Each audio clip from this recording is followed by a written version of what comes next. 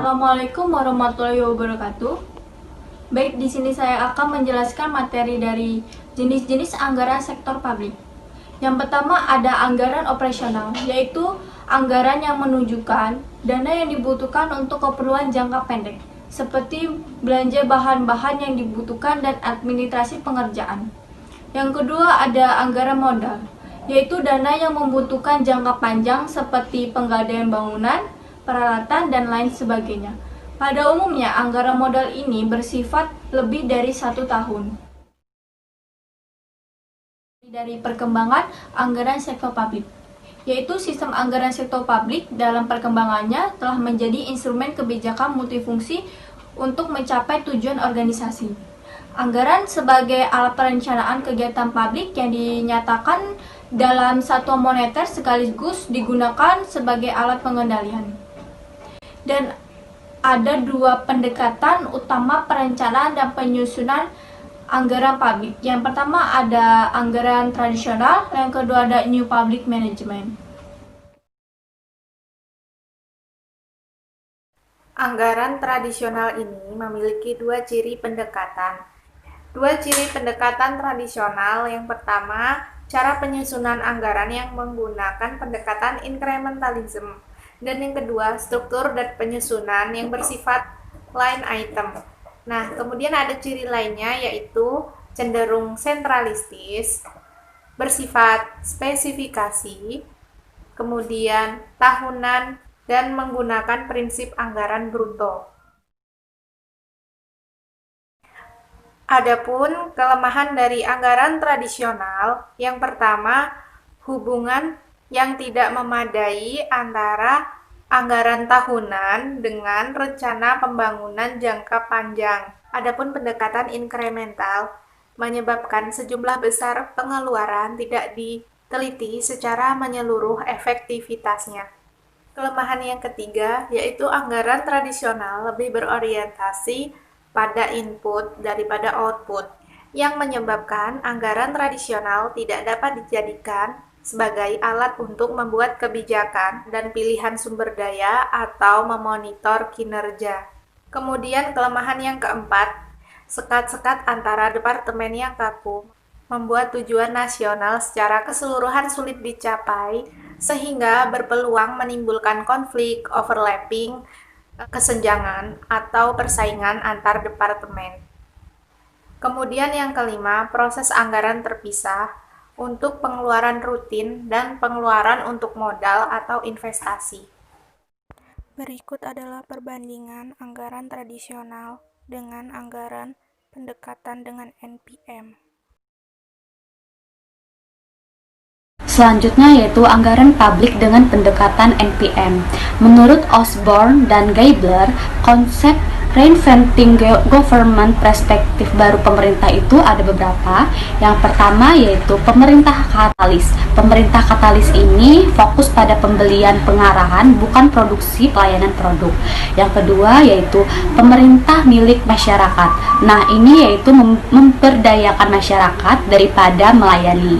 Nah, yang ketiga yaitu pemerintah yang kompetitif, yaitu menyuntikkan semangat kompetisi dalam pemberian pelayanan publik. Dan yang keempat yaitu pemerintah yang digerakkan oleh misi, yaitu mengubah organisasi yang digerakkan oleh peraturan menjadi organisasi yang digerakkan oleh misi. Nah, yang kelima, pemerintah yang berorientasi hasil, membiayai hasil bukan masukan. Nah, selanjutnya itu yang keenam, yaitu pemerintah berorientasi pada pelanggan. Nah, ini memenuhi kebutuhan pelanggan, bukan birokrasi. Selanjutnya yang ketujuh yaitu pemerintahan wirausaha. Nah, ini mampu menciptakan pendapatan dan tidak sekedar membelanjakan saja. Yang kedelapan yaitu pemerintah antisipatif. Nah, pemerintah wirausaha tidak hanya mencoba untuk mencegah masalah, tetapi juga berupaya keras untuk mengantisipasi masa depan.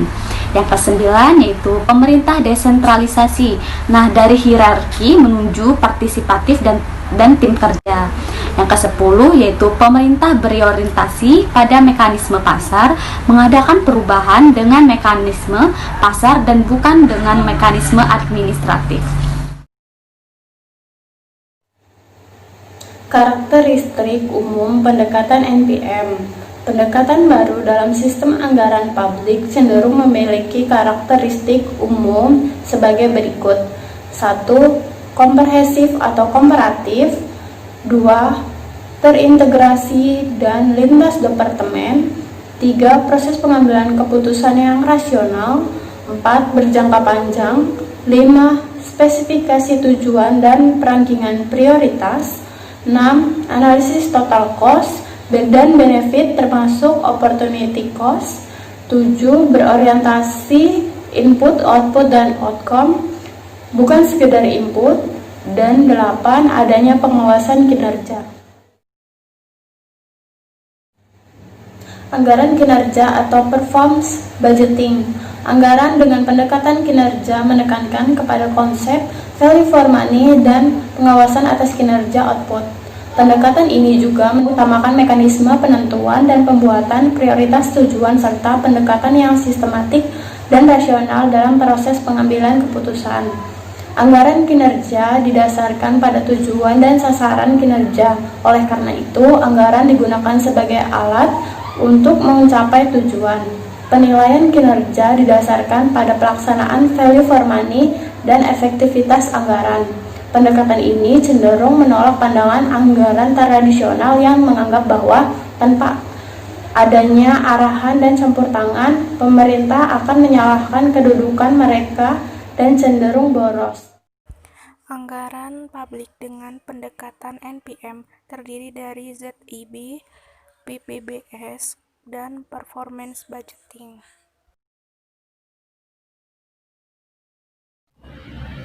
Zero Budget Budgeting atau disebut dengan ZBB. Penyusunan anggaran dengan menggunakan konsep Zero Budget Budgeting dapat menghilangkan inkrementalitas dan line item karena anggaran diasumsikan mulai dari nol atau zero base. ZBB tidak berpatokan pada anggaran tahun lalu untuk menyusun anggaran tahun ini. Namun, penentuan anggaran didasarkan pada kebutuhan saat ini. Proses implementasi ZBB yaitu pertama, identifikasi unit-unit keputusan, yang kedua, penentuan paket-paket keputusan. Keunggulan dari ZBB. Jika ZBB dilaksanakan dengan baik, maka akan menghasilkan alokasi sumber daya yang lebih efisien. ZBB berfokus pada value for money, mempermudah untuk mengidentifikasi terjadinya inefisiensi dan ketidakefektivitasan biaya, meningkatkan pengetahuan dan motivasi staf dan manajer. Adapun kelemahan dari ZBB yaitu prosesnya memakan waktu lama dan terlalu teoritis dan tidak praktis. ZBB cenderung menekankan manfaat jangka pendek. Implementasi ZBB membutuhkan teknologi yang maju. Masalah besar yang dihadapi oleh ZBB adalah proses meranking dan mereview paket keputusan.